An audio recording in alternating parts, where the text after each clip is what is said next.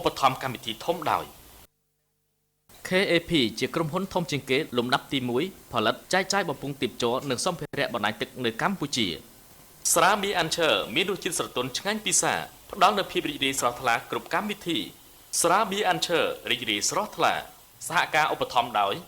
ក្រុមហ៊ុនឡានក្រុង15 SA ផ្ដល់ជូនលោកអ្នកនូវសេវាកម្មដ៏មានទំនុកចិត្តក្រុមហ៊ុនតាំងមេញរដ្ឋផលិតផលរបស់ប្រទេសកម្ពុជាជាទីទុកចិត្តរបស់លោកអ្នកបំពង់ទាបជ័រ KAP សញ្ញា Apple Pie ធានាការប្រើប្រាស់លើសពី50ឆ្នាំអាចរងនូវសម្ពាធទឹកខ្ពស់គង់វង្សរឹងមាំយូរអង្វែងរយបន្សាបជាតិស្រវឹងក្នុងរយៈពេលតែ5នាទីប៉ុណ្ណោះពង្រឹងស្មារតីបើកបរបាន 100% រយជាស្ទាយរបស់មនុស្សជំនាន់ថ្មី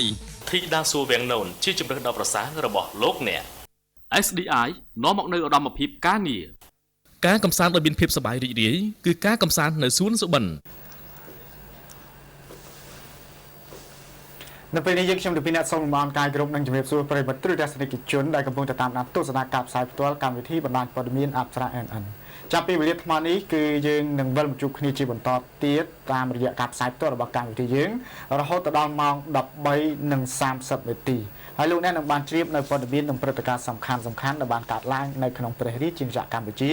ដែលយើងខ្ញុំជម្រាបជូននៅក្នុងវគ្គទី1និងវគ្គទី2ចាមិនខុសពីសក់មួយដងនោះទេកម្មវិធីរបស់យើងមាន4វគ្គហើយនៅវគ្គទី1ទី2យើងជម្រាបជូនពីព័ត៌មានជាតិហើយនៅវគ្គទី3នោះយើងក៏បង្ហាញជូនពីកិច្ចសម្ភារឬក៏បទយការផ្សេងៗចំណែកវគ្គទី4ដែលជាវគ្គចុងក្រោយយើងក៏នឹងជម្រាបជូនពីគន្លឹះចំណេះដឹងក៏ដូចជាព័ត៌មានប្លែកៗចាប៉ុន្តែមុននឹងជម្រាបជូនពីស្ដារពីព័ត៌មានទាំងអស់នោះយើងខ្ញុំគ្រប់អញ្ជើញលោកអ្នកនាងទស្សនានៅមេតិកាព័ត៌មានសំខាន់ៗជាមុនសិនក្រុមមន្ត្រីថាអភិបាលខេត្តតាកែវដកអភិបាលរងស្រុកគិរីវង្សម្នាក់មកធ្វើជាជំនួយការដើម្បីត្រួតពិនិត្យកិច្ចការរដ្ឋបាលសមត្ថកិច្ចច្រកទ្វីរអន្តរជាតិប៉ោយប៉ែតរឹតបន្តឹងការត្រួតពិនិត្យទំនិញដែលនាំចូលមកពីប្រទេសថៃគេរំពឹងថានឹងមានភ្ញៀវទេសចរ 50,000 នាក់នឹងចូលរួមពិធីបុណ្យសមុទ្រឆ្នាំនេះបាត់យកការស្ដីអំពីផលប៉ះពាល់នៃការយកផ្លូវសាធារណៈធ្វើអាជីវកម្មភោជនីយដ្ឋានមួយបញ្ចុះតម្លៃឲ្យភ្ញៀវតាមការថ្លឹងទម្ងន់វិធីសាស្ត្រប្រើប្រាស់សម្បកក្រូចឆ្មាដើម្បីឲ្យស្បែកស្រស់ស្អាតនិងសុខភាពល្អរួមទាំងព័ត៌មានសំខាន់មួយចំនួនទៀតនៅពេលនេះយើងខ្ញុំទៅពីអ្នកសូមជូនព័ត៌មានជាតិពីស្ដារដែលព័ត៌មានជាតិជាដំបូងនេះគឺមានសេចក្តីរាយការណ៍ពីខេត្តតាកែវគឺបានដឹងថាអភិបាលនៃគណៈអភិបាលខេត្តតាកែវបានដកអភិបាលរងស្រុកគិរីវង្សម្នាក់មកធ្វើជាជំនួយការផ្ទាល់ដើម្បីត្រួតពិនិត្យកិច្ចការរដ្ឋបាលក្រុមមន្ត្រីបានឲ្យដឹងថាឯកឧត្តមអភិបាលខេត្តតាកែវបានដកអភិបាលរងម្នាក់នៃស្រុកគិរីវង្សដែលទើបតែតាំងថ្មីមកធ្វើជាទីប្រឹក្សាផ្ទាល់របស់លោកដើម្បីត្រួតពិនិត្យបន្ថែមលើកិច្ចការរដ្ឋបាលដែលក្រុមមន្ត្រីទាំងនោះបានរិះគន់ថាបានបង្កឲ្យមានការរំលោភលើភារកិច្ចលោកកៅវិសេលអភិបាលស្រុកគិរីវង្សបានថ្លែងទទួលស្គាល់ថាពិតជាមានអភិបាលរងស្រុកម្នាក់របស់លោកគឺលោកនួនសំណាងដែលក្រសួងមហាផ្ទៃទើបតែតែងតាំងត្រូវបានឯកឧត្តមអភិបាលខេត្តដកយកទៅធ្វើជាជំនួយការផ្ទាល់មែនពាក់ព័ន្ធទៅនឹងបញ្ហានេះលោកហុយឡននាយករដ្ឋបាលសាលាខេត្តតាកែវបានថ្លែងបញ្ជាក់ថាលោកនួនសំណាងអភិបាលរងស្រុកគិរីវង្សពិតជាបានមកធ្វើជាជំនួយការផ្ទាល់របស់ឯកឧត្តមអភិបាលខេត្តពិតប្រាកដមែនព្រោះរាល់ឯកសារដែលលោកត្រួតពិនិត្យរួចត្រូវយកទៅជូនឯកឧត្តមអភិបាលខេត្តតែបច្ចុប្បន្នគឺត្រូវយកទៅប្រគល់ឲ្យលោកនួនសំណាងពិនិត្យមុននឹងទៅដល់ដៃឯកឧត្តមអភិបាលខេត្តលោកបានបន្តថាតាមច្បាប់រដ្ឋបាលជាពិសេសក្រសួងមហាផ្ទៃបានអនុញ្ញាតឲ្យអភិបាលខេត្តមានជំនួយការជាអភិបាលរងស្រុកនោះទេតែបើចង់ធ្វើជាជំនួយការអភិបាលខេត្តគួរណាស់លាឈប់ពីតួនាទីមុនសិនឯកឧត្តមឡាយវណ្ណៈអភិបាលខេត្តតាកែវមិនអាចសុំការបញ្យល់ចំពោះករណីនេះបានទេដោយទូរស័ព្ទចូលជាច្រើនដងតែគ្មានអ្នកទទួលលោកអ្នកនាងជាទីមេត្រីប្រជាពលរដ្ឋក៏ដូចជាអាជ្ញាធរបានរិះគន់អ្នកម៉ៅការភីស៊ីនៅក្នុងក្រុងកំពង់ឆ្នាំងថាមិនបានបំពេញតួនាទីត្រឹមត្រូវក៏ដូចជាចាក់សម្រាមយ៉ាងអនាធិបតេយ្យប្រជាពលរដ្ឋនិងអាជ្ញាធរមូលដ្ឋានបានធ្វើការរិះគន់ទីតាំងចាក់សម្រាមមួយកន្លែងរបស់អ្នកម៉ៅការដឹកសម្រាមស្ថិតនៅក្នុងចំណុចជើងភ្នំតូចក្នុងភូមិកុលតុបឃុំស្រែថ្មីស្រុករលាផ្អៀខេត្តកំពង់ឆ្នាំងថាអាជ្ញាធរបានបញ្ឈប់ការចាក់សម្រាមនៅទីនោះហើយតែអ្នកម៉ៅការដឹកសម្រាមនៅក្នុងក្រុងកំពង់ឆ្នាំងនៅតែបន្តដឹកសម្រាមលួចយកទៅចាក់ចោលនៅទីនោះយ៉ាងអនាធិបតេយ្យ លោកអភិបាលស្រុករលៀបអៀបានឲ្យដឹងថានៅក្នុងឆ្នាំ2014ទីតាំងចាក់សម្រាមខាងលើត្រូវបានអាជ្ញាធរខេត្តអនុញ្ញាតឲ្យអ្នកម៉ៅការសម្រាមជីករណ្ដៅសម្រាប់ដឹកសម្រាមពីក្រុងកំពង់ឆ្នាំងទៅចាក់ចោលនៅទីនោះ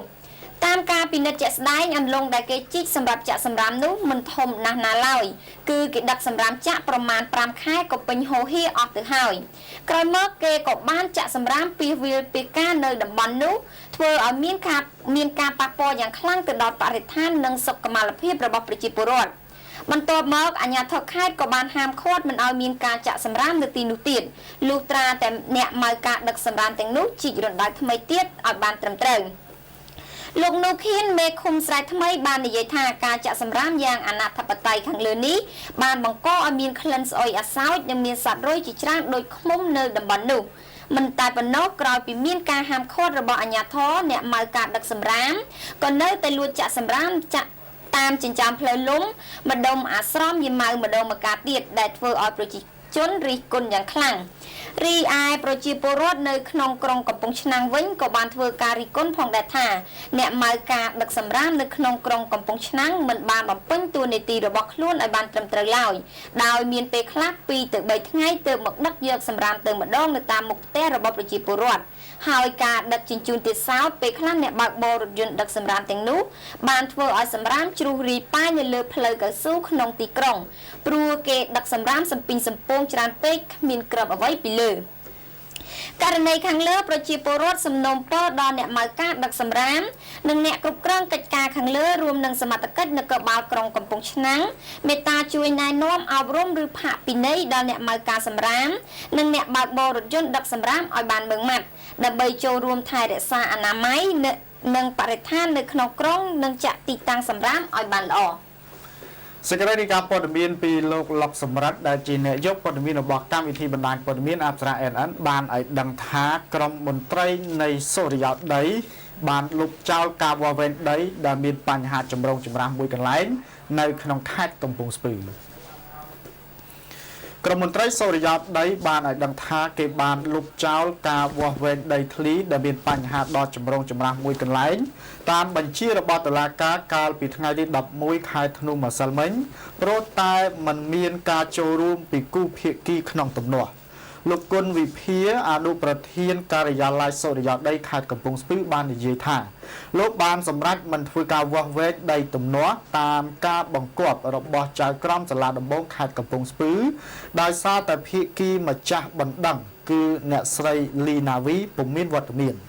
យ៉ាងណាក៏ដោយលោកបានបន្តថាដើមបណ្ដឹងបានចាត់តំណាងរបស់ខ្លួនឲ្យចូលរួមគឺមានមេធាវីមួយរូបឈ្មោះពេជ្រវិជ្ជការនិងឈ្មោះសួសសេរីរតន៍ដែលជាមន្ត្រីយោធាប៉ុន្តែពួកគេពុំមានសិទ្ធិគ្រប់គ្រាន់ក្នុងការសម្រេចនោះទេ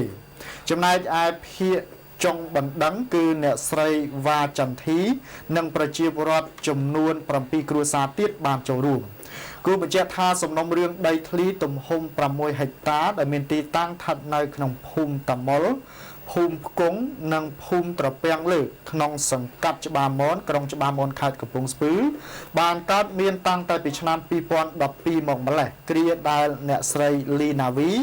បានចង្អុលថាផ្ទៃដីដែលមានទីតាំងខាងលើជាកម្មសិទ្ធិរបស់អ្នកស្រី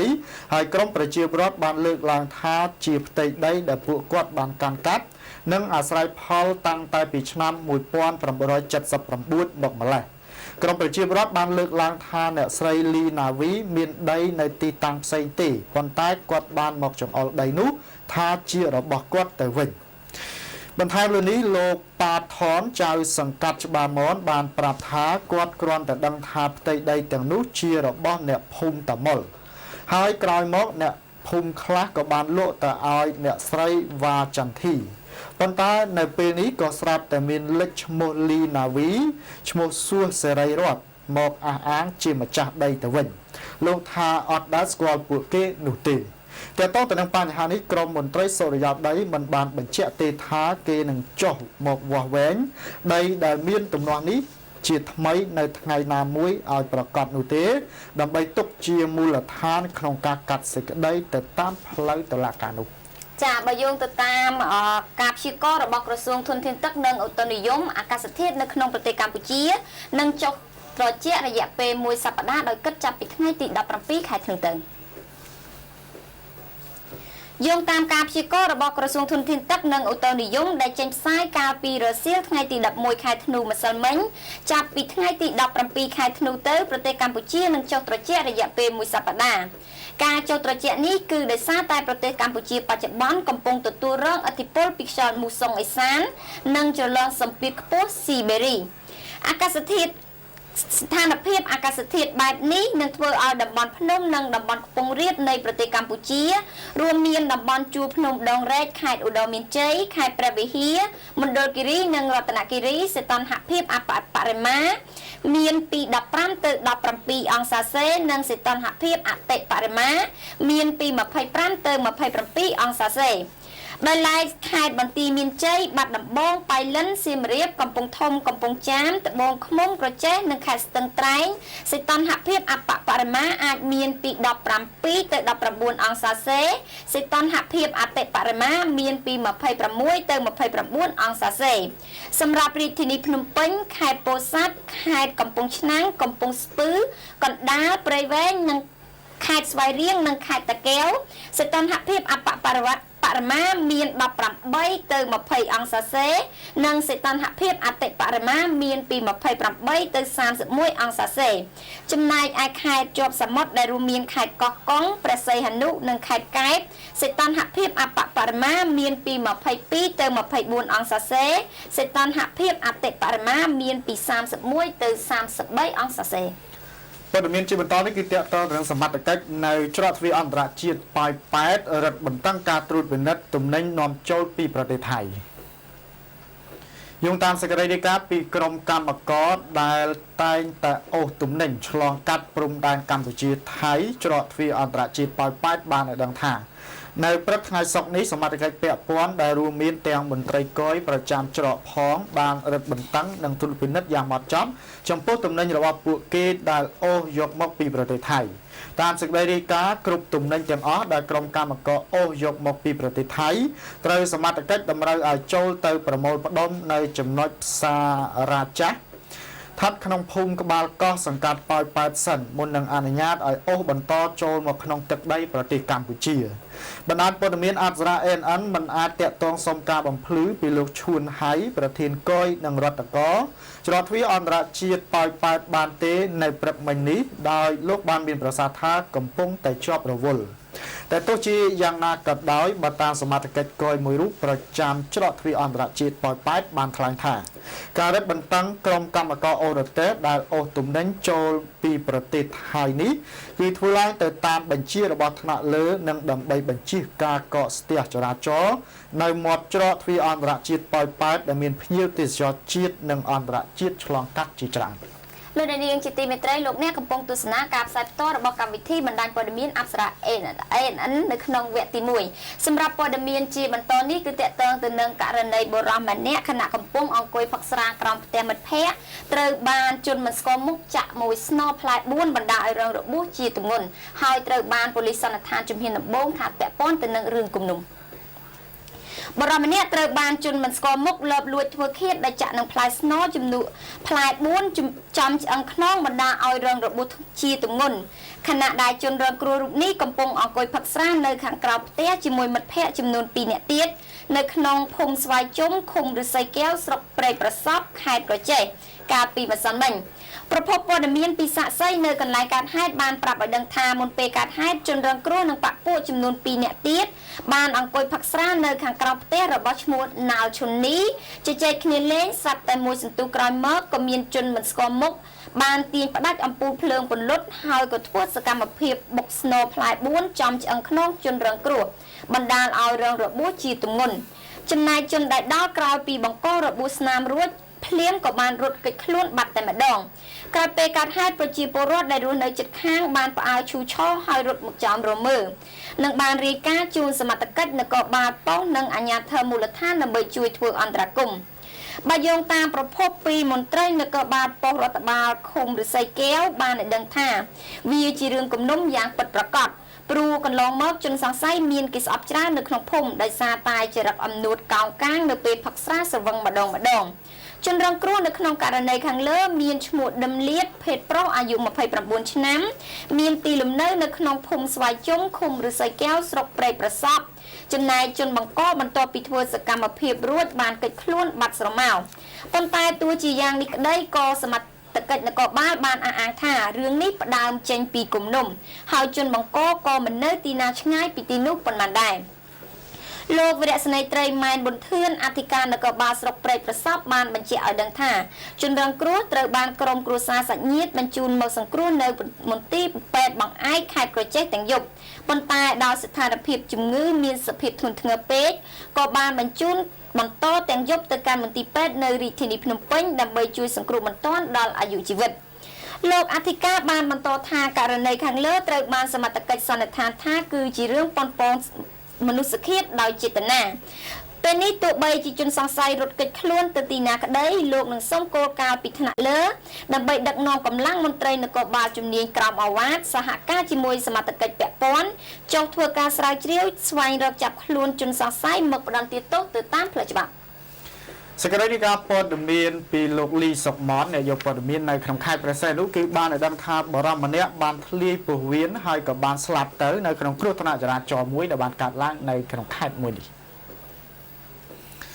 បរិមម្នាក់បានបាក់ជើងទាំងសងខាងនិងធ្លាយពោះវៀនថ្លើមចេញមកក្រៅស្លាប់យ៉ាងអនាចអធមបំផុតក្រោយពីជិះម៉ូតូទៅយកអាគុយហើយត្រូវបានរថយន្តមួយបាំងកន្លះមិនស្គាល់អត្តសញ្ញាណបើកស្របទិសគ្នាបុកនឹងកិនពីលើ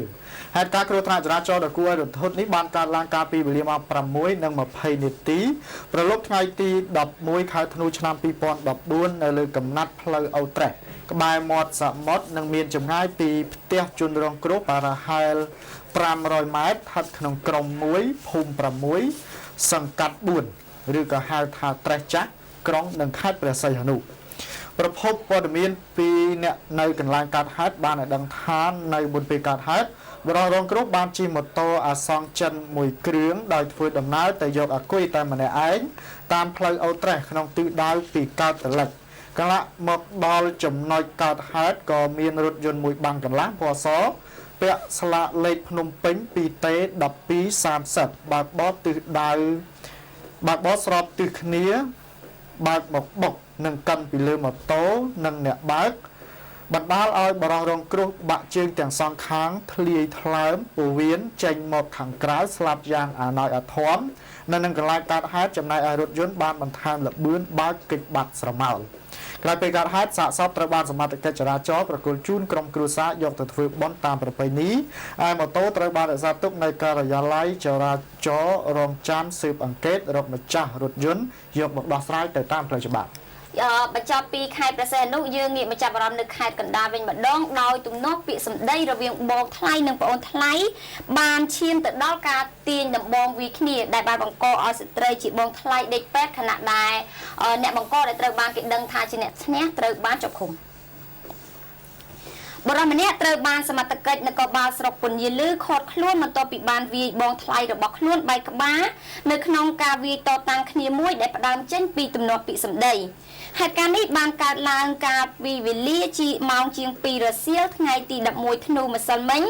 នៅចំណុចភូមិដំណាក់ព្រីងឃុំទំនប់ទឹកធំស្រុកពន្យាលឺខេត្តកណ្ដាល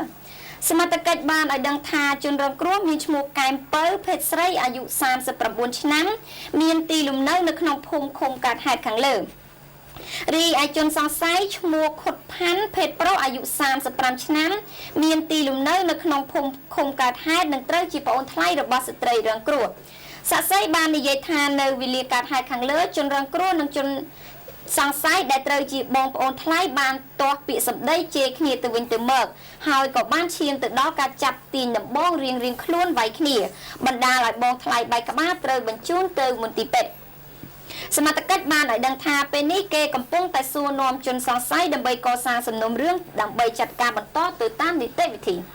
ពីខេត្តសៀមរាបលោកតាំងហូមានសេចក្តីរាយការណ៍មកថាកងរាជអាវុធហត្ថខេត្តសៀមរាបឃាត់ខ្លួនជនសង្ស័យនិងគ្រឿងញៀនបានចំនួន3កញ្ចប់ធំក្រោមការចង្អុលបង្ហាញពីឯកឧត្តមអភិបាលខេត្តខឹមប៊ុនសុងនិងជាគណៈបញ្ជាការឯកភាពខេត្ត នឹងជាអ្នកដឹកនាំផ្ទាល់អធិស្ឋាននឹងដោយមានការដឹកនាំបញ្ជាផ្ទាល់ដោយលោកវរៈសនីឯកស្រីយូរ៉ាមេបញ្ជាការរងកងរាជអាវុធហត្ថកាលពីម៉ោងប្រមាណជា8:30 នាទីយប់ថ្ងៃទី11ខែធ្នូម្សិលមិញនេះបានចុះបង្ក្រាបករណីជួញដូរគ្រឿងញៀនឃាត់ខ្លួនជនសង្ស័យបានម្នាក់នៅចំណុចភូមិតាភុលសង្កាត់ស្វាយដង្គមក្រុងសៀមរាបជនសង្ស័យមានឈ្មោះច័ន្ទស្រីមុំភេទស្រីអាយុ55ឆ្នាំជាជនជាតិខ្មែរមានមុខរបរមិនពិតប្រាកដទីលំនៅបច្ចុប្បន្ននៅសង្កាត់ទួលសង្កែខាងឫស្សីកែវរាជធានីភ្នំពេញចំពោះវត្ថុតាងរឹបអូសបានរួមមានគ្រឿងញៀនម្សៅគ្រឿងពណ៌សថ្លាចំនួន3កញ្ចប់ធំស្មើនឹងទម្ងន់61ក្រាមកណ្ដកសញ្ញា88ទូរស័ព្ទដៃ1គ្រឿងនិងបន្តោងខ្សែក1ជាប់នឹងខ្លួនជនសង្ស័យក្រោយឃាត់ខ្លួនជនសង្ស័យរួមនឹងវត្ថុតាងត្រូវបាននាំទៅអធិការដ្ឋាននគរបាលស្រុកនិងកំពុងរៀបចំសំណុំរឿងបញ្ជូនទៅកាន់សាលាដំបងខេត្តនាព្រឹកថ្ងៃទី12នេះចាយើងវិលមកកាន់ខេត្តកណ្ដាលម្ដងទៀតដោយនៅស្រុកគៀនស្វាយមានបើកសិក្ខាសាលាស្ដីពីសមាហរណកម្មផែនការឃុំនៅថ្នាក់ស្រុកឯសាលាស្រុកគៀនស្វាយនៅព្រឹកមិញនេះមានរៀបចំសិក្ខាសាលាសមាហរណកម្មផែនការក្រោមអធិបតីភាពរបស់លោកជាវតាយអភិបាលរងខេត្តកណ្ដាលនិងលោកអ៊ូឈៀងប្រធានក្រុមប្រឹក្សាស្រុកលោកហេងធៀមអភិបាលស្រុកព្រមទាំងក្រុមប្រឹក្សាស្រុកទាំង8ឃុំនាឱកាសនោះលោកជាវតាយអភិបាលរងខេត្តបានមានប្រសាសន៍ថានៅស្រុកគៀនស្វាយនាឆ្នាំ2014នេះមានកម្លាំងស្នើចំនួន184វិស័យកៈចាស់សំទោសចំនួន184វិស័យកម្ម35កម្លាំងវិស័យសុខភាព45កម្លាំងវិស័យសន្តិសុខ53កម្លាំងបរិស្ថានចំនួន19កម្លាំងវិស័យអប់រំចំនួន5កម្លាំងវិស័យអាជីវកម្ម9កម្លាំងវិស័យងាយរងគ្រោះចំនួន2កម្លាំងនិងវិស័យ Gender ចំនួន13កម្លាំងចំណែកលោកហេងធៀមបានមានប្រសាសន៍ដែលថាមេឃុំទាំងអស់ត្រូវយកកម្លាំងផែនការមកដាក់បង្ហាញតាមឃុំនីមួយៗដើម្បីបង្ហាញថាតើនៅក្នុងឃុំនោះត្រូវការអភិវឌ្ឍអ្វីខ្លះនៅក្នុងមូលដ្ឋានរបស់ខ្លួនដល់ឡែកលោកប៉ក់សរួនក៏មានសេចក្តីរាយការណ៍មកថាទីតាំងលបែងហ្គេមខុសច្បាប់ក្នុងសង្កាត់ទឹកថ្លាគឺនៅតែដំណើរការដដែលបើទោះបីជាចៅសង្កាត់អះអាងពីការចុះបង្ក្រាបក៏ដោយទីតាំងលបែងហ្គេមខុសច្បាប់ដែលធ្វើសកម្មភាព24ម៉ោងលើ24ម៉ោងមានទីតាំងថានៅផ្ទះលេខ 1B អឺ0ស្ថិតនៅតាមបណ្ដោយផ្លូវ North Bridge កែងផ្លូវ 12Bក្នុងសង្កាត់ទឹកថ្លាខណ្ឌសែនសុខនៅតែឃើញមានដំណើរការដដែលបើទោះបីជាលោកចៅសង្កាត់ទឹកថ្លាបានអះអាងថានឹងចុះបង្ក្រាបក៏ដោយនោះសូមបញ្ជាក់ថាទីតាំងលបែងហ្គេមមួយនេះមានម្ចាស់ឈ្មោះយេប៊ីនជាជនជាតិចិននិងមានមេការជាជនជាតិខ្មែរឈ្មោះវីហើយបើតាមប្រជាពលរដ្ឋដែលរស់នៅក្បែរនោះបានឲ្យដឹងថាទីតាំងមានលេងល្បែងស្ទើរតែគ្រប់ប្រភេទដូចជាបាញ់ត្រីចាក់ពងចាក់បៀដែលធ្វើឲ្យអ្នកលេងអស់លុយដោយមិនដឹងខ្លួនដែលពេលខ្លះមានអ្នកត្រូវយំសោកបោកខ្លួនព្រោះតែអស់ដល់ម៉ូតូក៏មានដែរលោកតាន់រិនចៅសង្កាត់ទឹកថ្លាបានប្រាប់បណ្ដាញព័ត៌មានអប្សរា NN កាលពីថ្ងៃម្សិលមិញថាទីតាំងនោះលោកធ្លាប់បានចុះទៅធ្វើការបង្ក្រាបម្ដងរួចទៅហើយព្រមទាំងឲ្យម្ចាស់ធ្វើកិច្ចសន្យាបញ្ឈប់ទៀតតែបើនៅបើកទៀតលោកនឹងសុំគោលការណ៍ដើម្បីធ្វើការបង្ក្រាបតែទោះជាយ៉ាងណាក៏ដោយមកទល់ពេលនេះគេឃើញទីតាំងលបែងមួយនោះនៅតែដំណើរការដដែលដោយពុំឃើញអាជ្ញាធរចាត់វិធានការអ្វីឡើយចំពោះបញ្ហានេះប្រជាពលរដ្ឋដែលរស់នៅក្នុងសង្កាត់ទឹកថ្លាបានដាក់ការសង្ស័យថាវាអាចមានការខុបខិតគ្នាណាមួយរវាងម្ចាស់ទីតាំងលបែងខុសច្បាប់និងអាជ្ញាធរទើបបានជាគេមិនឃើញអាជ្ញាធរចុះបង្ក្រាបដោយបណ្ដោយឲ្យមានទីតាំងលបែងមួយនេះបើកលេងយ៉ាងចំហយ៉ាងដូចនេះនៅព្រឹកនេះបណ្ដាញព័ត៌មានអប្សរា NN មិនអាចសុំការបំភ្លឺពីលោកសុកសុផលមេប៉ុស្តិ៍សង្កាត់ទឹកថ្លាបានទេដោយគាត់បានមានប្រសាសន៍ថាកំពុងតែជាប់ប្រជុំលោកស្រីប្រិមិត្តទស្សនិកជនជាទីគោរពជានឹងជាទីរាប់អាននៅពេលក្រោយលោកអ្នកនឹងបានជ្រាបនៅព័ត៌មានលម្អិតតាក់ទងទៅនឹងគេរំពឹងថានឹងមានភ្ញៀវទេសចរប្រមាណជា 50,000 នាក់ឯណោះនឹងចូលរួមកំសាន្តនៅក្នុងពិធីបុណ្យសមុទ្រដែលប្រារព្ធធ្វើឡើងនៅក្នុងខេត្តកោះកុងរួមនឹងព័ត៌មានផ្សេងៗទៀតតែពេលនេះសូមសម្រាប់បន្តិចសិន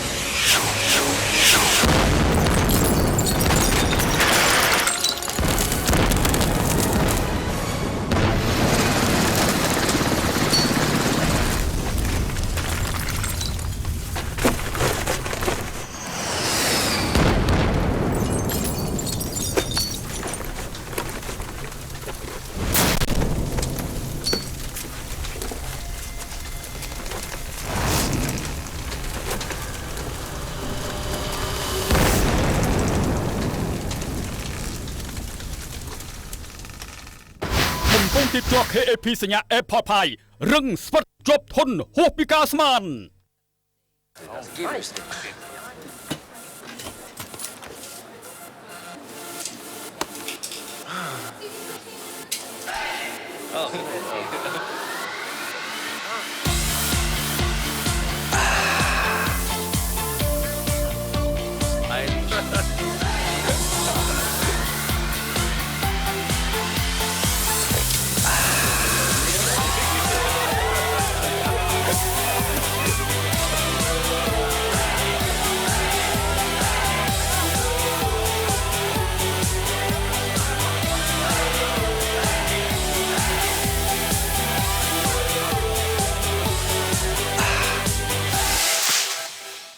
ពិសាគ្រឿងស្រវឹងសូមកុំបើកបរ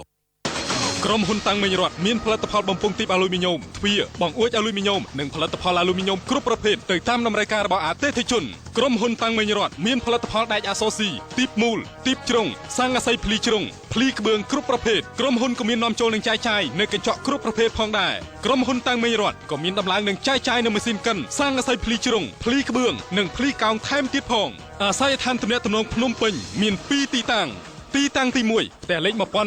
1137ផ្លូវលេខ82សាន់វេភូមិទ្រាសង្កាត់ស្ទឹងមានជ័យខណ្ឌមានជ័យរាជធានីភ្នំពេញ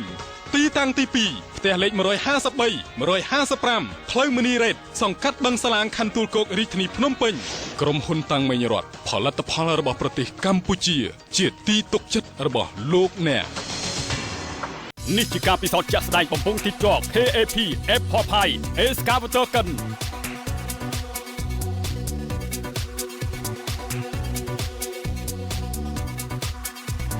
គ្មានស្នាមបែកគ្មានបញ្ហាឡាន25តោនកិនគ្មានស្នាមប្រេះគ្មានបញ្ហាដុំបេតុង150គីឡូក្រាមការទម្លាក់ដុំបេតុងកម្ពស់4ម៉ែត្រនៅតែគ្មានស្នាមប្រេះគ្មានបញ្ហាការប្រើធ្មេញ Excavator សង្កត់ពីលើធន់នឹងកម្លាំងសង្កត់គ្មានស្នាមធ្លុះគ្មានបញ្ហាសកម្មភាពសពបំពងការដុតធ្វើដំណរហ័សងាយស្រួលការដុតធ្វើគម្របគ្មានស្នាមប្រេះគម្របស្អាតល្អការពិសោធន៍សម្ពាធទឹកអាចរងនៅសម្ពាធទឹកខ្ពស់បំពង់ទីភ្ជាប់ KAP Airport Pi រឹងស្វិតជាប់ធន់គ្រប់កាលៈទេសៈអាចរងសម្ពាធទឹកខ្ពស់ហួសពីការស្មានវិទ្យាស្ថានអភិវឌ្ឍនិស្សិតសូមជូនដំណឹងដល់សិស្សនិស្សិតដែលបានប្រឡងជាប់ឬធ្លាក់មធ្យមសិក្សាទុតិយភូមិឆ្នាំនេះនិងឆ្នាំកន្លងមកឲ្យបានជ្រាបថាដោយមានជំនួយឧបត្ថម្ភពីអង្គការអភិវឌ្ឍធនធាននិស្សិត SRDO និងអង្គការនិស្សិតអាស៊ី ASO វិទ្យាស្ថានផ្ដល់អាហារូបករណ៍ 100% ចំនួន500កន្លែងដោយស្វ័យប្រវត្តិឲ្យចូលរៀនថ្នាក់បរិញ្ញាបត្រនិងបរិញ្ញាបត្ររងសម្រាប់ឆ្នាំសិក្សា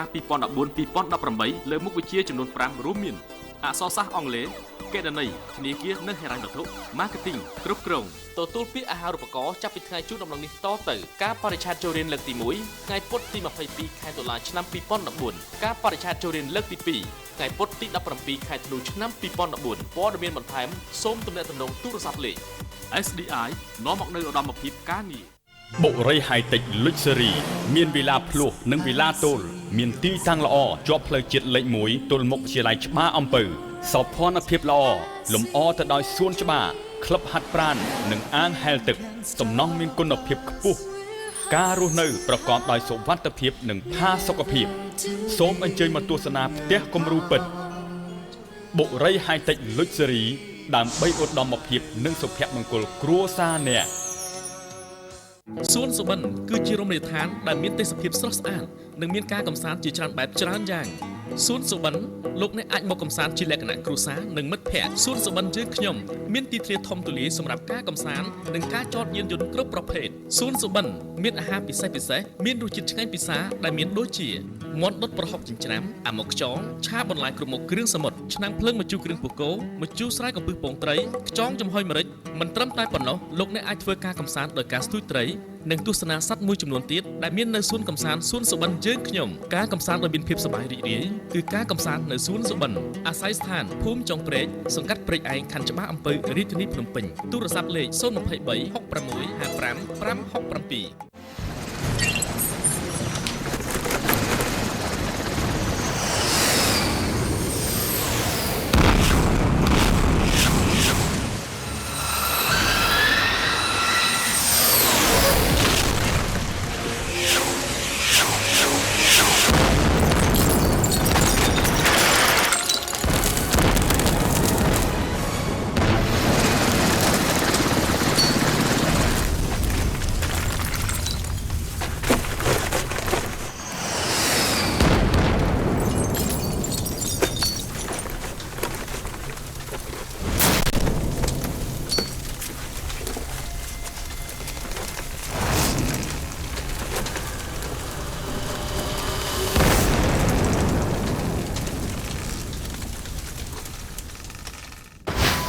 ទីភ្ជាប់ KAP សញ្ញា Apple Pie រឹងស្វិតជាប់ធន់ហួសពីការស្មាន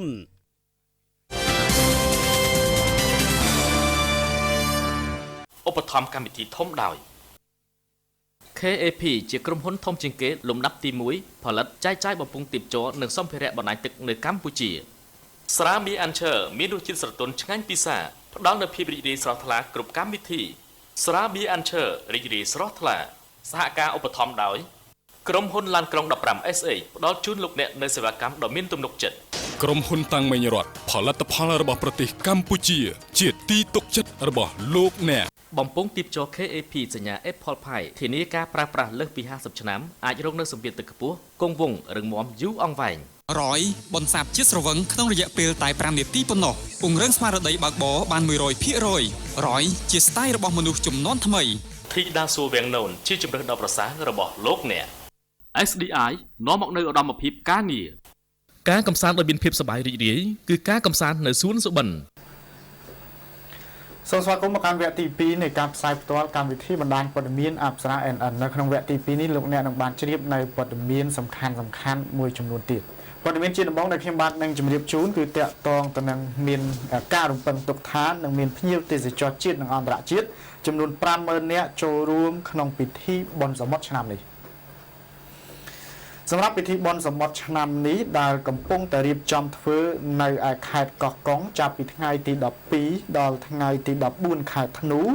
គេរំពឹងថានឹងមានភ្ញៀវទេសចរទាំងជាតិទាំងអន្តរជាតិចូលរួមប្រមាណជា 50,000 នាក់ឯកឧត្តមថោងខុនរដ្ឋមន្ត្រីក្រសួងទេសចរបានមានប្រសាសន៍ថាលោកមានសូតិធិនិយមថាភ្ញៀវចំនួន 50,000 នាក់នឹងទៅចូលរួមក្នុងពិធីបុណ្យសមុទ្រប្រចាំឆ្នាំលើកទី3ដែលធ្វើឡើងនៅក្នុងខេត្តកោះកុងជាមួយនឹងការរំពឹងទុកលោកប៊ុនបៀវប្រធានមន្ទីរទេសចរខេត្តកោះកុងក៏បានអះអាងផងដែរថាខេត្តកោះកុងក៏បានត្រៀមខ្លួនរួចជាស្រេចហើយដែរសម្រាប់ទទួលភ្ញៀវទេសចរលោកថាពេលនេះនៅក្នុងខេត្តកោះកុងទាំងមូលរាប់ទាំងសន្តាគារនិងផ្ទះសំណាក់មានបន្ទប់សរុបចំនួនប្រហែល 1,700 ព្រមជាមួយនឹងសម្ពុតតង់សម្រាប់ជួលនិងមានទីវាលទំនេរដែលអាចជួយដល់ការស្នាក់នៅរបស់ភ្ញៀវទៀតផងយោងតាមសេចក្តីប្រកាសព័ត៌មានរបស់ក្រសួងទេសចរនៅក្នុងពិធីបុណ្យសមុទ្រឆ្នាំ 2014 នេះគេគ្រោងនឹងរៀបចំធ្វើពិធីបើកជាផ្លូវការនារាត្រីថ្ងៃទី13ធ្នូឆ្នាំ 2014 ក្រោមអធិបតីភាពរបស់អាយដាមបណ្ឌិតសភាចាសុកអានឧបនាយករដ្ឋមន្ត្រីទទួលបន្ទុកទីស្តីការគណៈរដ្ឋមន្ត្រីនិងជាតំណាងដ៏ខ្ពង់ខ្ពស់របស់សម្ដេចអគ្គមហាសេនាបតីតេជោហ៊ុនសែននាយករដ្ឋមន្ត្រីនៃព្រះរាជាណាចក្រកម្ពុជានិងលោកជំទាវក្នុងពិធីបើកនោះនឹងមានការរៀបចំការបាញ់កាំជ្រួចដើម្បីអបអរព្រមទាំងការសម្ដែងរបាំរបស់ប្រទេសកម្ពុជាប្រទេសថៃនិងប្រទេសវៀតណាមក្នុងនោះក៏មានការបង្ហាញនៅក្បាច់គុនល្បុក្កតោដោយសហព័ន្ធល្បុក្កតោកម្ពុជាក្បាច់គុនតៃខ្វាន់ដូដោយវីរៈកីឡាករនីសុនសៀវមីនិងការបង្ហាញក្បាច់គុនចម្បាប់ដោយកញ្ញានិសំណាងម្ចាស់មេដាយសម្រិទ្ធនៅក្នុងការប្រកួតកីឡាឆ្នេរខ្សាច់អាស៊ាន Asian Beach Game របស់សហព័ន្ធកីឡាចម្បាប់កម្ពុជាក្រៅពីនោះក៏មានការរៀបចំនៅពិព័រណ៍ម្ហូបអាហារនិងការលេងកីឡាលើទឹកលើឆ្នេរដើម្បីជាការអបអរដល់ពិធីបុណ្យសមុទ្រឆ្នាំនេះផងដែរចាសម្រាប់ព័ត៌មានជាបន្តគឺតកតទៅនឹងករណីដែលមន្ត្រីនគរបាលក្រុងកំពង់ឆ្នាំងបានប្រកល់ក្របបែកនិងក្របកំភ្លើងត្បាល់ឲ្យមន្ត្រីស៊ីម៉ាក់ក្របបែកផលិតនៅប្រទេសចិនដែលមានគុណភាព 100% ចំនួន2គ្រាប់និងក្របកំភ្លើងត្បាល់60មីលីម៉ែត្រចំនួន1គ្រាប់ត្រូវបានសមត្ថកិច្ចនគរបាលក្រុងកំពង់ឆ្នាំងធ្វើការប្រគល់ជូនមន្ត្រីហ្វឹកហ្វឺនកម្ចាត់មីនស៊ីម៉ាក់ដើម្បីយកទៅកំទេចចោលនៅព្រឹកថ្ងៃទី11ខែធ្នូឆ្នាំ2014លោកសំសិទ្ធិអធិការនគរបាលស្រុកកំពង់ឆ្នាំងបានមានប្រសាសន៍ថាគ្រាប់បែកដៃចំនួន2និងគ្រាប់កំភ្លើងត្បាល់60មីលីម៉ែត្រនេះត្រូវបានប្រជាពលរដ្ឋម្នាក់ឈ្មោះអែមរទ្ធីអាយុ52ឆ្នាំដែលមានទីលំនៅក្នុងភូមិទី5ឃុំខ្សានស្រុកកំពង់ឆ្នាំងប្រទះឃើញនៅក្នុងគុំ នៅក្នុងកំពតព្រៃក្រោយផ្ទះខណៈដែលកាប់ឆ្ការព្រៃដើម្បីឲ្យស្រឡះភូមិកាលពីថ្ងៃទី9ខែធ្នូហើយក៏បានប្រគល់មកឲ្យសមត្ថកិច្ចនគរបាលតែម្ដងទើបនៅព្រឹកថ្ងៃទី11ខែធ្នូយើងបានប្រគល់ជូនមន្ត្រីស៊ីម៉ាក់យកទៅរក្សាទុកឬដុតកំទេចចោលលោកពេញសាវ៉ាតអនុប្រធានសាលាវឹកវើកំចាត់មីនស៊ីម៉ាក់ដែលបានមកទទួលគ្រាប់អាវុធយុទ្ធភ័ណ្ឌមិនទាន់ផ្ទុះខាងលើបានមានប្រសាសន៍ថាគ្រាប់បែកពីគ្រាប់នេះជាគ្រាប់បែកផលិតនៅប្រទេសចិនហើយនៅមានគុណភាព 100% ព្រោះនៅថ្មីនៅឡើយចំណែកគ្រាប់កំភ្លើងត្បាល់60មីលីម៉ែត្រក៏ផលិតនៅប្រទេសចិនដែរអ្វីត្បិតតែវាមានច្រេះស៊ីក៏ពិតមែនតែវានៅមានគុណភាពអាចផ្ទុះបានប្រសិនបើយើងមិនប្រុងប្រយ័ត្នទៅប៉ះពាល់ឬវាយដំវាលោកបានបន្តថាជារឿយៗអង្គភាពរបស់លោកតែងតែទទួលយកគ្រាប់បែកគ្រាប់មីននិងគ្រាប់អាវុធយុទ្ធភ័ណ្ឌពីបណ្ដាស្រុកក្រុង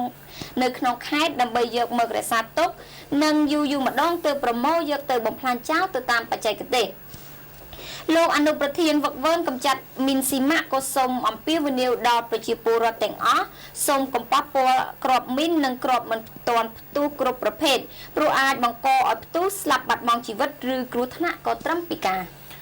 តើតងទៅនឹងក្របយុទ្ធភ័ណ្ឌនិងអាវុធបន្ទាន់ផ្ទុះនេះផងដែរគឺនៅក្នុងរយៈពេល4ឆ្នាំនៅក្នុងខេត្តបន្ទាយមានជ័យកាកសំណល់ជាតិផ្ទុះបានធ្វើឲ្យមនុស្សចំនួន16នាក់បានបាត់បង់ជីវិតនិង84នាក់ផ្សេងទៀតរងរបួសរយៈពេល4ឆ្នាំចុងក្រោយនេះក្របមីននិងកាកសំណល់ជាតិផ្ទុះបានធ្វើឲ្យមនុស្សរស់នៅក្នុងខេត្តបន្ទាយមានជ័យយ៉ាងហោចណាស់16នាក់ដែរបានស្លាប់និង84នាក់ផ្សេងទៀតរងរបួសនេះបើយោងតាមរបាយការណ៍របស់អង្គភាពកម្ចាត់មីនខេត្តបន្ទាយមានជ័យដែលបានលើកឡើងនៅក្នុងសិក្ខាសាលាមួយស្ដីអំពីការកសាងផែនការបោះសម្អាតមីនឆ្នាំ2015កាលពីថ្ងៃទី11ខែធ្នូម្សិលមិញឯសាលាខេត្តបន្ទាយមានជ័យលោកលេងរ៉ានីនប្រធានក្រុមការងារសកម្មភាពមីនខេត្តបានបង្ហាញថាអត្រាគ្រោះថ្នាក់ស្លាប់និងរបួសដោយសារគ្រាប់មីនគិតពីឆ្នាំ2010ដល់ឆ្នាំ2014នៅក្នុងស្រុកក្រុងទាំង9ក្នុងខេត្តបន្ទាយមានជ័យមានរហូតដល់65ករណីស្លាប់16នាក់និងរបួស84នាក់តែបើនិយាយតែក្នុងឆ្នាំ2014មានអ្នកស្លាប់ចំនួន1នាក់របួស19នាក់លើ12ករណីហើយចំនួនអ្នកស្លាប់ច្រើនជាងគេនៅក្នុងឆ្នាំ2012ដែលមានរហូតដល់12នាក់លោកបានបន្តថាដើម្បីកាត់បន្ថយចំនួនអ្នករងគ្រោះថ្នាក់ដោយសារតែគ្រាប់មីននិងយុទ្ធភ័ណ្ឌមិនទាន់ផ្ទុះក្រុមការងារសកម្មភាពមីនខេត្តបានលើកផែនការសម្រាប់ឆ្នាំ2015គឺត្រូវរំដោះមីនចេញពីចំការមីនដែលស្ថិតនៅក្នុងស្រុកម៉ាឡៃអូជ្រៅស្វាយចេកថ្មពួកនិងក្រុងប៉ោយប៉ែតដែលមាន223ចំការមីនហើយលើផ្ទៃដីជាង14លានម៉ែត្រការ៉េជាមួយគ្នាក្នុងឱកាសនោះឯកឧត្តមគូសុំសរឿតអភិបាលខេត្តបន្ទាយមានជ័យក៏បានមានប្រសាសន៍ដែរថាសកម្មភាពកម្ចាត់មីនគឺជាគោលដៅអភិវឌ្ឍសហសវត្សរ៍ទី9របស់កម្ពុជាដែលរាជរដ្ឋាភិបាលបានកំណត់យកធ្វើជាអាទិភាពចម្បងមួយសម្រាប់រួមចំណែកនិងជំរុញការអភិវឌ្ឍប្រទេសជាតិពិសេសនៅក្នុងការសម្រេចយុទ្ធសាស្ត្រកាត់បន្ថយភាពក្រីក្រនិងជំរុញកំណើនសេដ្ឋកិច្ចក្នុងនោះឯកឧត្តមក៏បានដាក់ការជំរុញផងដែរដល់គ្រប់ស្ថាប័នអាជ្ញាធរអង្គភាពនិងភ្នាក់ងារពាក់ព័ន្ធទាំងអស់ក្នុងខេត្តត្រូវបន្តកិច្ចសហការជិតស្និទ្ធជាមួយនឹងអាជ្ញាធរមីនកម្ពុជាដើម្បីអនុវត្តផែនការបោសសម្អាតគ្រាប់មីននិងកាកសំណល់ជាតិផ្ទុះពីសង្គ្រាមនៅតាមតំបន់គោលដៅទាំងអស់ឲ្យបានសម្រេចជោគជ័យតាមកាលវិភាគផែនការយុទ្ធសាស្ត្រជាតិលោកនាងជាទីគោរពនិងជាទីរាប់អាននៅពេលក្រោយលោកអ្នកនឹងបានតាមដានទស្សនានៅបទយការពិសេសប្រចាំថ្ងៃពីការវិទ្យាយើងពាក់ព័ន្ធទៅនឹងផលប៉ះពាល់ពីការយកផ្លូវសាធារណៈធ្វើជាអាជីវកម្មផ្ទាល់ខ្លួនតែពេលនេះយើងខ្ញុំលោកពីអ្នកសូមពេលវេលាសម្រាប់បន្តិចសិន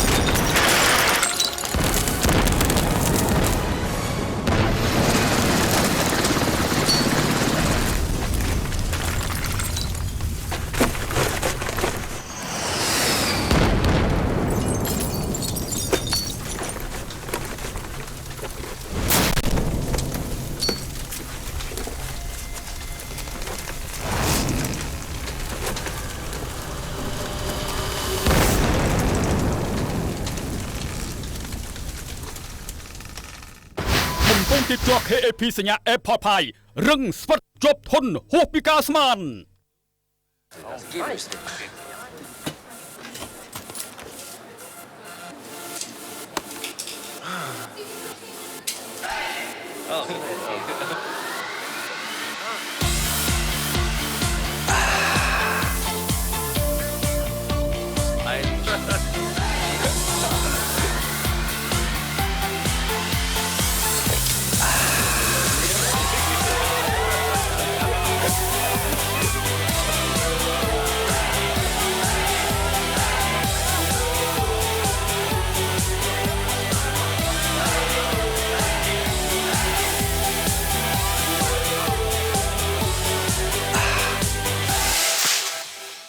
ពិសាគ្រឿងស្រវឹងសូមកុំបើកបរ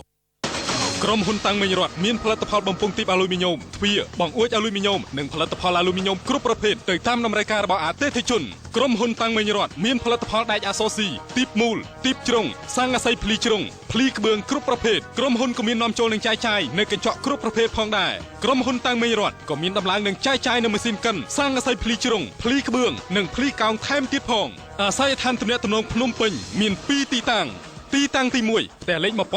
1137ផ្លូវលេខ82សាន់វេភូមិទ្រាសង្កាត់ស្ទឹងមានជ័យខណ្ឌមានជ័យរាជធានីភ្នំពេញទីតាំងទី2ផ្ទះលេខ153 155ផ្លូវមនីរ៉េតសង្កាត់បឹងសាឡាងខណ្ឌទួលគោករាជធានីភ្នំពេញក្រុមហ៊ុនតាំងមិញរតផលិតផលរបស់ប្រទេសកម្ពុជាជាទីទុកចិត្តរបស់លោកអ្នកវិទ្យាស្ថានអភិវឌ្ឍនិស្សិតសូមជូនដំណឹងដល់សិស្សនិស្សិតដែលបានប្រឡងជាប់ឬធ្លាក់មធ្យមសិក្សាទុតិយភូមិឆ្នាំនេះនិងឆ្នាំកន្លងមកឲ្យបានជ្រាបថាដោយមានជំនួយឧបត្ថម្ភពីអង្គការអភិវឌ្ឍធនធាននិស្សិត SRDO និងអង្គការនិស្សិតអាស៊ី ASO វិទ្យាស្ថានផ្ដល់អាហារូបករណ៍ 100% ចំនួន500កន្លែងដោយស្វ័យប្រវត្តិឲ្យចូលរៀនថ្នាក់បរិញ្ញាបត្រនិងបរិញ្ញាបត្ររងសម្រាប់ឆ្នាំសិក្សា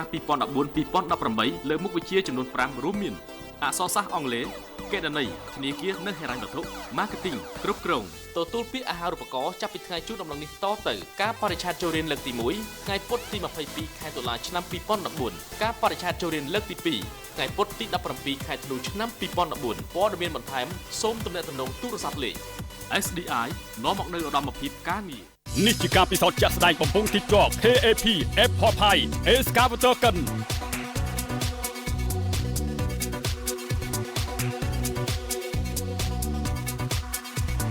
គ្មានស្នាមបែកគ្មានបញ្ហាឡាន25តោនកិនគ្មានស្នាមប្រេះគ្មានបញ្ហាដុំបេតុង150គីឡូក្រាម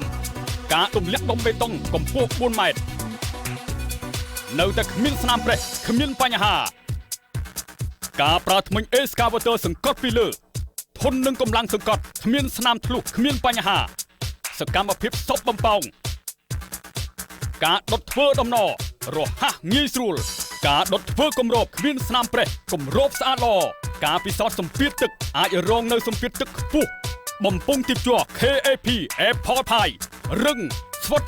ជាប់ធន់គ្រប់កាលៈទេសៈអាចរងសម្ពាធទឹកខ្ពស់ហួសពីការស្មានឧបត្ថម្ភកម្មវិធីធំដោយ KAP ជាក្រុមហ៊ុនធំជាងគេលំដាប់ទី1ផលិតចែកចាយបំពង់ទីបជ័រនិងសម្ភារៈបណ្ដាញទឹកនៅកម្ពុជាស្រាមីអានឈើមានរសជាតិស្រទន់ឆ្ងាញ់ពិសាផ្ដល់នូវភាពរីករាយស្រស់ថ្លាគ្រប់កម្មវិធីស្រាមីអានឈើរីករាយស្រស់ថ្លាសហការឧបត្ថម្ភដោយក្រុមហ៊ុនឡានក្រុង15 SA ផ្ដល់ជូនលោកអ្នកនូវសេវាកម្មដ៏មានទំនុកចិត្តក្រុមហ៊ុនតាំងមិញរតផលិតផលរបស់ប្រទេសកម្ពុជាជាទីទុកចិត្តរបស់លោកអ្នកបំពង់ទីបជ័រ KAP សញ្ញា Apple Pie ធានាការប្រើប្រាស់លើសពី50ឆ្នាំអាចរងនូវសម្ពាធទឹកខ្ពស់គង់វង្សរឹងមាំយូរអង្វែងរយបន្សាបជាតិស្រវឹងក្នុងរយៈពេលតែ5នាទីប៉ុណ្ណោះពង្រឹងស្មារតីបើកបរបាន 100% រយជាស្ទាយរបស់មនុស្សជំនាន់ថ្មី Thida Suwangnon ជាជំរើសដ៏ប្រសើររបស់លោកអ្នក SDI នាំមកនៅឧត្តមភាពការងារការកំសាន្តដោយមានភាពសប្បាយរីករាយគឺការកំសាន្តនៅសួនសុបិនសូមស្វាគមន៍មកកាន់វគ្គទី3នៃការផ្សាយផ្ទាល់កម្មវិធីបណ្ដាញព័ត៌មានអប្សរា NN នៅក្នុងវគ្គទី3គឺថ្ងៃនេះលោកអ្នកនឹងបានតាមដានទស្សនានៅបទយកាពិសេសប្រចាំថ្ងៃពីកម្មវិធីយើងពាក់ព័ន្ធទៅនឹងផលប៉ះពាល់ពីការយកផ្លូវសាធារណៈធ្វើជាអាជីវកម្មដូច្នេះសូមអញ្ជើញទៅតាមដានទស្សនានៅបទយកានេះដូចតទៅ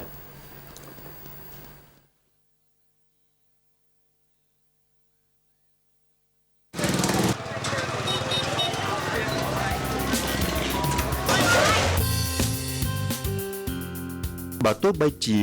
កំពុងមានការអភិវឌ្ឍយ៉ាងឆាប់រហ័សលើគ្រប់វិស័យយ៉ាងណាក៏ដោយប្រជាពលរដ្ឋនៅក្នុងរាជធានីភ្នំពេញនៅតែមិនសូវយល់អំពីច្បាប់ទម្លាប់ទាក់ទងទៅនឹងការប្រកបរបរអាជីវកម្មប្រចាំថ្ងៃរបស់ពួកគាត់ក្នុងនោះក្រុមអាជីវករទាំងនោះចេះតែបន្តធ្វើអាជីវកម្មនៅលើចិញ្ចើមនិងទ្រូងផ្លូវសាធារណៈយ៉ាងអនាធិបតេយ្យដោយមានការដឹងឮពីសំណាក់អាជ្ញាធរមានសមត្ថកិច្ចខ្ញុំគិតថាបើសិនជាយើងជិះទៅតាមដងផ្លូវសាធារណៈខ្ញុំឃើញថាសឹងតែគ្រប់ផ្លូវដែលត្រូវបានប្រជាពលរដ្ឋប្រើប្រាស់ចិញ្ចើមផ្លូវនេះដើម្បីប្រយោជន៍ឯកជនដែលមិនមែនជាប្រយោជន៍សាធារណៈគឺមានច្រើនណាស់បាទខ្ញុំលើកទឹកធោតាំងពីនៅកមុំខ្ញុំលក់សាច់ជ្រូកទឹកមាន់ខ្ញុំលក់អាហ្នឹងវា2ឆ្នាំជាងបងបើយោងតាមផ្លូវច្បាប់នៃប្រទេសកម្ពុជាការយកផ្លូវសាធារណៈធ្វើអាជីវកម្មរបស់ប្រជាពលរដ្ឋដែលមានការបណ្តែតបណ្តោយពីខាងអាជ្ញាធរបែបនេះត្រូវបានលោកលុងឌីម៉ង់បញ្ជាក់បន្ថែមទៀតថាខ្ញុំសូមបញ្ជាក់ថាចិញ្ចើមផ្លូវសាធារណៈគឺជាដីមួយផ្នែកដែលជាសម្បត្តិសាធារណៈរបស់រដ្ឋប៉ុន្តែជាការយោគយល់មួយពីអាជ្ញាធរសណ្ដាប់ធ្នាប់សង្កាត់ខណ្ឌទាំងអស់ដើម្បីបកគលឲ្យគាត់អាចប្រើប្រាស់បានព្រោះតែប្រជាពលរដ្ឋនៅតែមិនសូវយល់អំពីច្បាប់ទម្លាប់ដោយពួកគាត់នៅតែបន្តយកផ្លូវសាធារណៈធ្វើជាកន្លែងលក់ដូរយ៉ាងអនាធិបតេយ្យរហូតមកដល់សប្តាហ៍ថ្ងៃទើបបានជាផលប៉ះពាល់នានាដែលកើតចេញពីសកម្មភាពបែបនេះនៅតែបន្តមានរហូតដល់ពេលបច្ចុប្បន្នបញ្ហាផលប៉ះពាល់ដែលទាក់ទងទៅនឹងការដែលប្រជាពលរដ្ឋប្រើប្រាស់ចិញ្ចើមផ្លូវសាធារណៈធ្វើប្រកបអាជីវកម្មផ្ទាល់ខ្លួនជាដើមនេះគឺថាបានប៉ះពាល់យ៉ាងធ្ងន់ធ្ងរទៅដល់សម្បត្តិសណ្ដាប់ធ្នាប់សាធារណៈទៅដល់ការកកស្ទះចរាចរណ៍ផលប៉ះពាល់វាមិនថាខ្ញុំមិនថាអ្នកដទៃបងវាជួបទី1ដូចបញ្ហាចរាចរណ៍មកឲ្យឃើញស្រាប់ហើយថ្ងៃមានបុណ្យថ្ងៃអាទិត្យថ្ងៃចង្អៀតណាបងចូលតាមរួចទេពេលណាដែលវាអាចស្ទះអញ្ចឹងទៅផ្លូវវាចង្អៀតយើងអាចធ្វើដំណើរអញ្ចឹងទៅវាអាចបោកគ្នាប៉ះពាល់គ្នាឬក៏វាមានការពេលខ្លះខ្ញុំជិះម៉ូតូមិញល្អិលហ្មងល្អិលអញ្ចឹងពេលខ្លះយើងជិះមកយើងទប់ចកូនប្រហែលអីអាចដួលម៉ូតូដួលអីយ៉ាងដែរបើទោះបីជាអាជ្ញាធរមានសមត្ថកិច្ចនៅតែបន្តយោគយល់ឲ្យអាជីវករទាំងនោះយកផ្លូវសាធារណៈធ្វើអាជីវកម្មឯកជនជារៀងរាល់ថ្ងៃក៏ដោយសាលាក្រុងភ្នំពេញក៏មានវិធានការទប់ស្កាត់ផងដែរអាជ្ញាធររាជធានីភ្នំពេញឯកឧត្តមបាសយុទ្ធវង្សអភិបាលរាជធានីលោកបានតែងតែធ្វើការណែនាំទៅដល់អាជ្ញាធរខណ្ឌសង្កាត់ទាំងអស់ដើម្បីឲ្យរៀបចំសណ្ដាប់ធ្នាប់ឡើងវិញវាមិនមែនជាការងាយស្រួលទេបាទដូច្នេះហើយបានជាយើងធ្វើការកែប្រែគាត់បន្តិចម្ដងឲ្យគាត់បានយល់អំពីផលប្រយោជន៍នៃចិញ្ចើមផ្លូវសាធារណៈបន្ថែមអំពីវិធានការទាំងអស់នេះអ្នកនាំពាក្យសាលាក្រុងភ្នំពេញរូបនេះបានបន្តទៀតថាសាលាក្រុងភ្នំពេញកំពុងមានគម្រោងជំរុញឲ្យមានច្បាប់ត្រឹមត្រូវសម្រាប់ការធ្វើអាជីវកម្មនៅលើចិញ្ចើមផ្លូវសាធារណៈដោយមានការដាក់លក្ខខណ្ឌព្រមព្រៀងរួមគ្នាណាមួយនាថ្ងៃអនាគតយើងនឹងព្យាយាមធ្វើម៉េចលៃលោកក្នុងការស្នើសុំគោលការណ៍ពីរាជរដ្ឋាភិបាលដើម្បីឲ្យមានច្បាប់មួយអាចថាជាច្បាប់មួយជាប្រកាសណាមួយអញ្ចឹងដែលអាចឲ្យប្រជាពលរដ្ឋលោកអាចប្រើប្រាស់ចិញ្ចើមផ្លូវសាធារណៈបានប៉ុន្តែវាមានទំហំមួយបាទខ្ញុំឃើញយើងអាចពិនិត្យឃើញនៅបណ្ដាប្រទេសនៅបរទេសនៅលើពិភពលោកមានដែរការប្រើប្រាស់ចិញ្ចើមផ្លូវយើងមិនអាចថាអត់បានទេ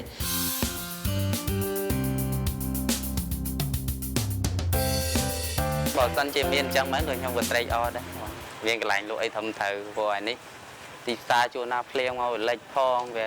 អត់មានដូចថាកម្មសិទ្ធិរបស់អ្នកលក់ត្រឹមត្រូវបងសូមឲ្យសាលាកងជួយរៀបចំទៅខ្ញុំក៏ចង់បានកន្លែងសំណុកសុខស្រួលតម្លៃថោកសមរម្យដើម្បីចិញ្ចឹមកូនខ្ញុំចង់បានសប្តាហ៍ថ្ងៃមិនត្រឹមតែក្នុងរាជធានីភ្នំពេញទេសូម្បីតែនៅតាមបណ្ដាខេត្តនានាទូទាំងប្រទេសកម្ពុជាក៏មានសកម្មភាពយកផ្លូវសាធារណៈធ្វើជាអាជីវកម្មឯកជនផងដែរ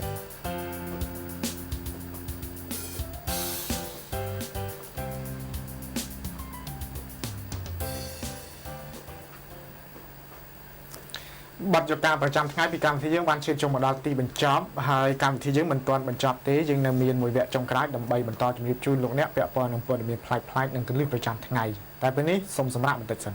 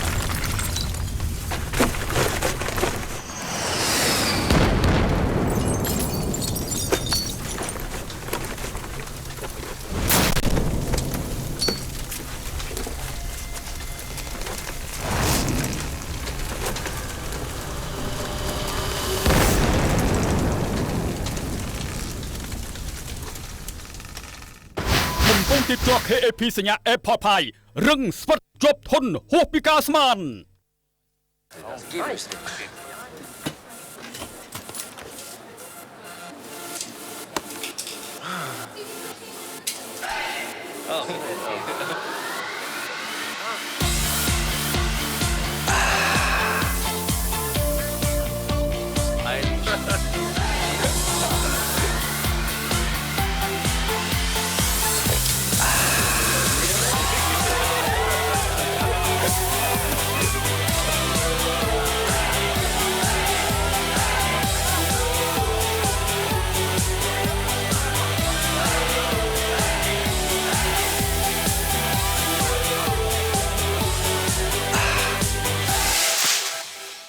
ពិសាគ្រឿងស្រវឹងសូមកុំបើកបរ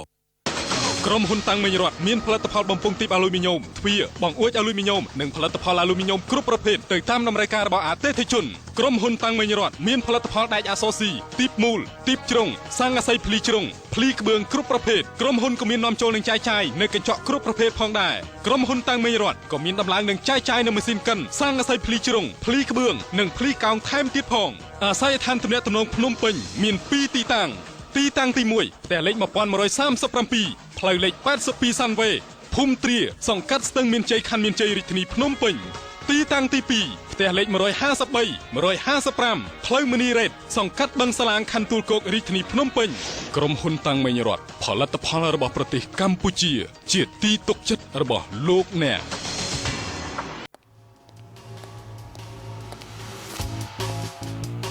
រយភេសជ្ជៈបង្កើនធម៌ពលមកពីប្រទេសទូគីបានចែកចាយជាង50ប្រទេសទូទាំងពិភពលោករយបន្សាបជាតិស្រវឹងក្នុងរយៈពេលតែ5នាទីប៉ុណ្ណោះពង្រឹងស្មារតីបើកបរបាន 100% រយមួយកំប៉ុងមានផ្ទុកវីតាមីន B រហូតដល់ 70% ដែលអ្នកត្រូវការប្រចាំថ្ងៃរយមានកម្រិតជាតិស្ករទាបរយជាស្ទាយរបស់មនុស្សជំនាន់ថ្មីនេះជាការពិសោធន៍ជាក់ស្ដែងបំពង់ទីជាប់ KAP Airport Pi Excavator កិន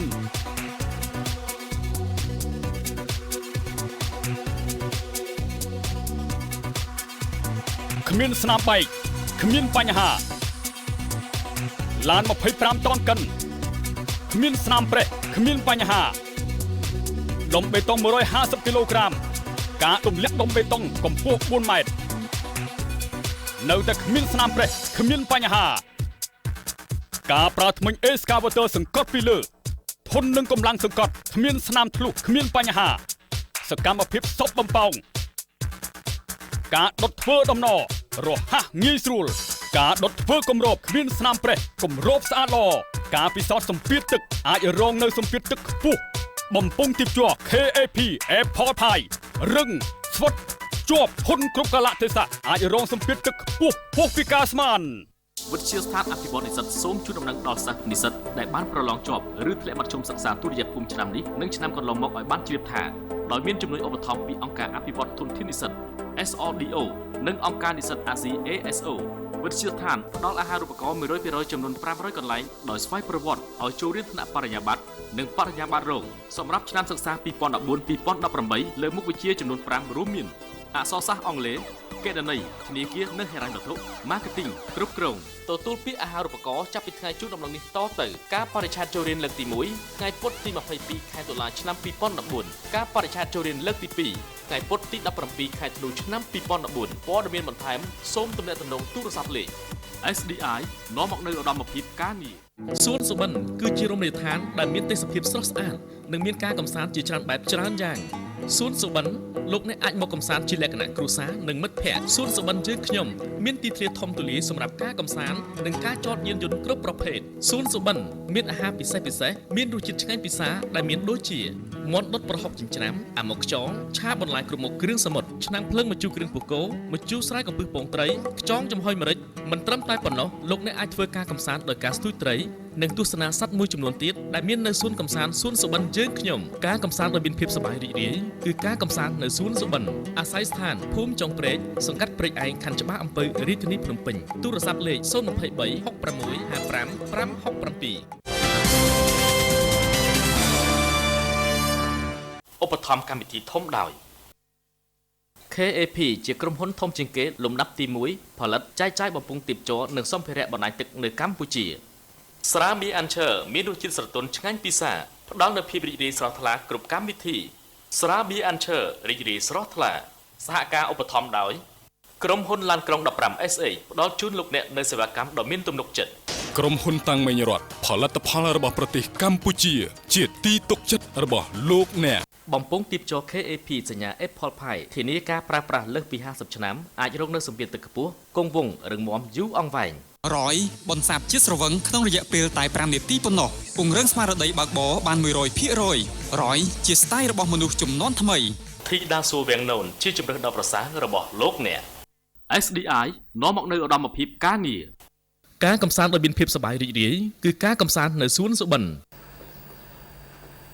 សូមស្វាគមន៍មកកាន់វគ្គចុងក្រោយនៃការផ្សាយផ្ទាល់កម្មវិធីបណ្ដាញព័ត៌មានអប្សរា NN នៅក្នុងវគ្គចុងក្រោយនេះខ្ញុំបាននឹងជម្រាបជូននៅព័ត៌មានផ្លែកៗហើយរ៉ានីនឹងជម្រាបជូននៅព័ត៌មានកន្លឹះព័ត៌មានផ្លែកៗដែលខ្ញុំបាននឹងជម្រាបជូននៅក្នុងថ្ងៃនេះគឺតកតនឹងភោជនីយដ្ឋានមួយនៅក្នុងប្រទេសចិនគឺធ្វើការបញ្ចុះតម្លៃឲ្យភ្ញៀវនឹងទៅតាមការថ្លឹងទម្ងន់